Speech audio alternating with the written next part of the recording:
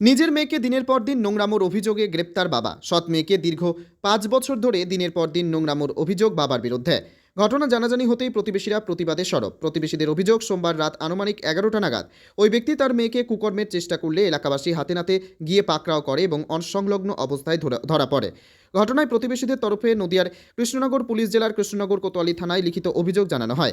অভিযোগের ভিত্তিতে কৃষ্ণনগর কোতোয়ালি থানার পুলিশ ভালুকা নতুন বাজার এলাকা থেকে অভিযুক্ত বাবাকে গ্রেপ্তার করল। পুলিশ সূত্রে খবর, ধৃতের বিরুদ্ধে পক্সো মামলা রুজু করে আজ আদালতে পাঠানোর ব্যবস্থা করে কৃষ্ণনগর কোতোয়ালি থানার পুলিশ। স্থানীয় বাসিন্দাদের দাবি, নাবালিকার বাবার কঠোর থেকে কঠোরতম শাস্তি চায় তারা। যদিও ঘটনাটি তদন্ত শুরু করেছে কৃষ্ণনগর কোতোয়ালি থানার পুলিশ। গতকাল আমার এলাকায় ভালুকাতে নিজের সৎ বাবা নিজের মেয়েকে 5 বছর ধরে ধর্ষণ করছে। এটা আমরা প্রথমে অনেক ক্লু পাই, কিন্তু হাতে প্রুফ না থাকে কিছু করতে পারি না। তো গতকাল রাতে আমরা তাদেরকে পুরো খারাপ অবস্থায় ধরে ফেলে কোতোয়ালি থানায় অভিযোগ করি এবং পুলিশ গিয়ে ওই বাবাকে গ্রেপ্তার করে।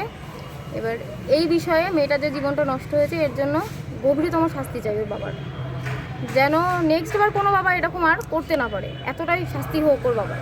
আপনারা কিভাবে জানতে পারলেন? আমরা কিছু প্রথমে ক্লু করি ওদের মেলামেশা ভাবচক্কর দেখে। তারপর লাস্ট মেয়েটা আর নিতে পারছিল না, অত্যাচারিত হচ্ছিল।